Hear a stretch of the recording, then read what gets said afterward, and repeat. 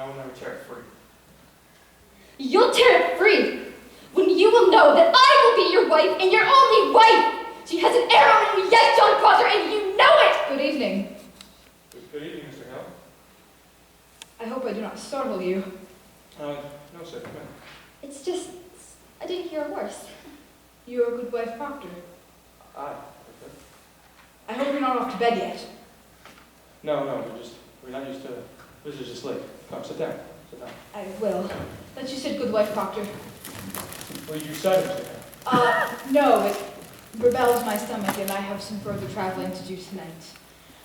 Sir, I will not keep you long, but I have some business with you. This is cold. No, I come of my own, without the court's authority. Hear me, I know not if you are aware, but your wife's name is mentioned in court. You know it, sir. We're both in town. I am a stranger here, as you know, and in my ignorance, I find it hard to draw a clear opinion of those that come accused. So, this afternoon, and now tonight, I go from house to house. I come now from Rebecca Nurse's house. Rebecca's charged? God forbid such a one be charged. She is, however, mentioned somewhat. I hope you do not think, sir, that such a person as Rebecca trafficked with the devil. Woman, it is possible. Surely you cannot think so. This is a strange time, mister. No man may longer doubt the powers of the dark are out and in monstrous attack upon this village. There is too much evidence to deny it. You will agree, sir? I have no knowledge in that line. But it's hard to think such a pious woman be secretly a devil's bitch after 70 years of such good prayer. Aye, but the devil is a wily one. You cannot deny it. I thought to put some question as to the Christian character of this household, if you'll permit me. Why we have no fear of questions, sir. Good. In the book of record that Mr. Parris keeps, I note that you are rarely in church on the Sabbath day. No, sir, you are mistaken. Only 26 times in 17 months, sir. I should call that rare. Will you tell me why you're so absent? Mr. Hale, I never knew almost account to that man when I come to the church or stay at home. My wife was sick this winter. So I am told. And you, sir, why could you not come alone? I should have come when I could, and when I couldn't, I prayed in this house.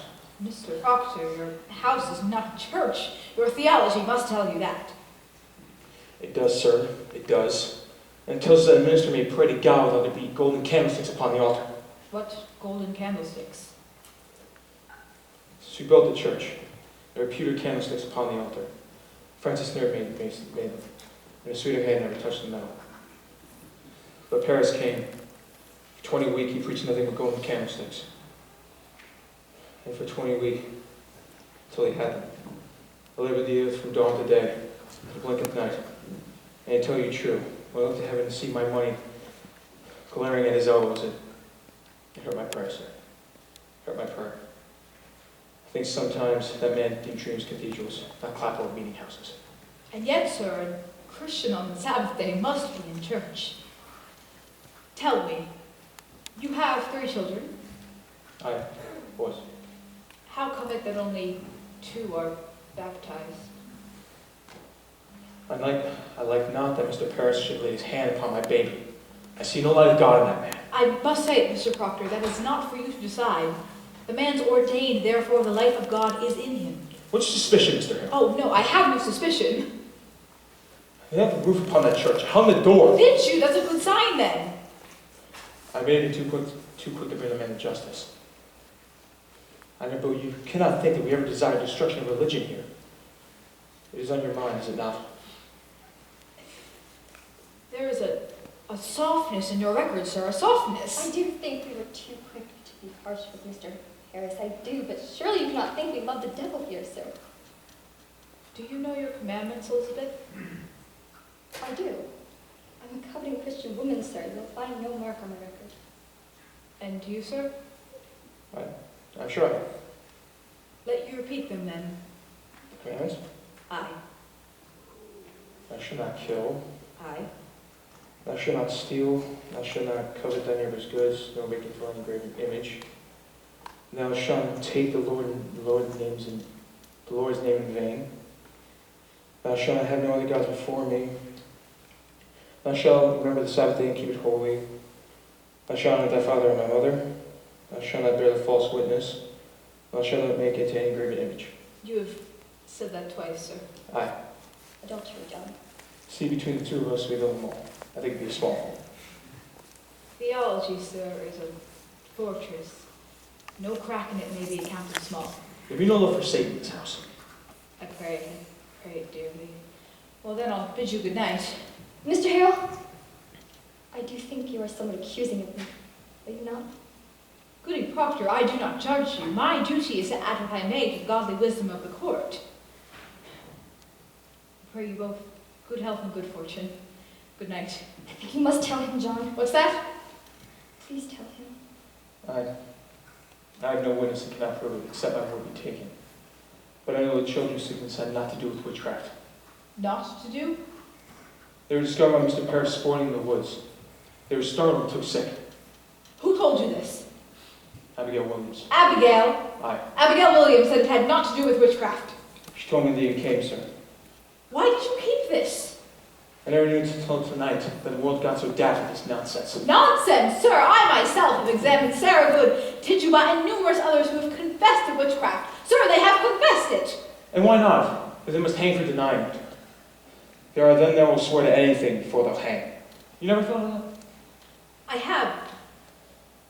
And you, sir, would you testify this in court? I not reckon going to court, but I must. I will. You falter there. Sir, I think you must. I falter in nothing. But I may wonder if my story be credited in such a court. I do wonder on it. When a minister of state money as you, suspicion such a woman that never lied. She cannot lie, and the world knows it. I may falter somewhat, but I am no fool. Proctor, let you open with me now, for I have heard something that troubles me.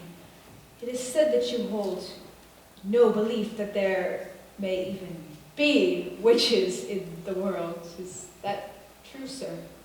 I know not what I have said. I may have wondered if there should be witches in the world. Then you do not believe. I have no knowledge of it. If the Bible speaks of it, then I cannot deny the Bible. And you, woman? I cannot, sir. You cannot? Elizabeth, you bewilder him. Cannot believe there be such things as witches. You condemn women such as me who have done only good their entire life. I am a good woman, sir. I know it. But you do believe that there are witches. If you think I am one, then I do not. Surely you do not fly against the She gospel. believes in the gospel, every word, sir. Question Abigail Williams about the gospel, not I. You do not mean to doubt the gospel, sir. You cannot think it. This be a Christian house, sir. Christian house. God keep you both. Let the third child be quickly baptized and let you go without fail each Sunday into Sabbath prayer. And keep a solemn, quiet way about you. I think that if John! Giles, what's the matter? They come and take my wife and Rebecca nurse! Rebecca's been charged? John, Cheever come and take her and my wife in his wagon. We've only now come from the jail and I'll not even let us in to see them. They've surely gone wild now, Mr. Hale. Reverend Hale, can you not speak to the deputy governor? I'm sure he mistakes these people. Pray, Mr. Corey, be calm a moment. Rebecca's the very brick and mortar of the church, and my wife. There cannot be a woman closer yet to God than Martha. What charge are made on Rebecca? For murder she's charged. For the miraculous and supernatural murder of Goody Putnam's babies. What are we to do, Mr. Hale? Believe me, sir, if Rebecca nurse be tainted, there's nothing to stop the whole green world from burning. Let you rest upon the justice of the court. The court will bring her home, I know it. You cannot mean they will be tried in court. How may such a woman murder babies? Man, remember that until an hour before the devil fell, God thought him beautiful in heaven. I never said she were a witch, Mr. Hale. I only said she were reading books. What complaint were made on your wife, Mr. Corey? That bloody mongrel Walcott charged her. You see, he bought a pig of my wife 4 or 5 years ago, and the pig died soon after. So he comes dancing in for his money back. So my Martha, she says to him, Walcott, if you haven't the wit to feed a pig properly, you'll not live to own many. Now he goes to court and claims from that day to this, he cannot keep a pig for more than 4 weeks because my Martha bewitched them with her books. Why? Good evening. Good evening to you, John Proctor. Mr. Cheever, good evening. Good evening, all. Good evening, Mr. Hale. I hope you not come to visit the court. I do, Proctor. I am clerk of the court now, you know. It's a pity, Ezekiel, that an honest tailor might have gone to heaven and must burn in hell. You'll burn for this, do you know it? You know I must do as I'm told. You surely know that, Giles. And at his least you not be sending me to hell. I like not the sound of it, I tell you, I like not the sound of it. Now believe me, Proctor. How heavy be the law, all the tonnage I do carry on my back tonight. I have a warrant for your wife. What say you? A warrant for my wife? Who charged her? Abigail Williams charged her. And what proof? What proof? Well, tonight I was given 16 warrants tonight, and she's one. But on what proof, Mr. Cheever? What say you, puppets? I send up your puppets. However, I do spy a puppet. Would you please give it to me? This is Mary Warren's. Do you keep any others in this house? No, nor this one till tonight. What signifies a puppet? Why, they say a puppet may signify. Now, woman, would you please come with me? She will not. I'll fetch Mary Warren here. No, I am forbidden to leave her from my sight. Live out of your sight and out of your mind. Fetch Mary Warren here. What signifies a puppet, Mr. Cheever? Why, they say a puppet may signify that she. Why, this.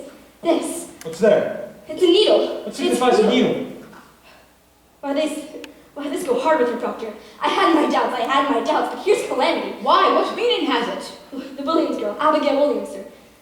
She sat down to dinner at Reverend Parris's house tonight, and without word nor warning, she falls to the floor. Like a struck beast, he says, and screams that a bull would to hear.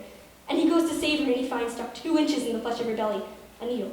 And when asked how she had come so stabbed, she testified where your wife's familiar spirit pushed Well, she done it herself. I hope you don't take this as proof, Mr. Hale. 'Tis hard proof. I find here a puppet that Goody Proctor keeps, and in the belly of the puppet a needle stuck. Now, Proctor, I tell you, I never thought to see such proof of hell, but I bid you obstruct me not, for I. You know, Mary, how did this puppet come to this house? Why, what puppet's that, sir? This puppet. Why, I think it is mine. It is yours, is it not? It is, sir. And how did it come to this house? Why, I made it in court and give it to Goody Proctor tonight. Sir, do you have it? Mary, a needle were found inside this puppet. I meant no harm by it, sir. You stuck the needle in yourself. I believe I did, sir.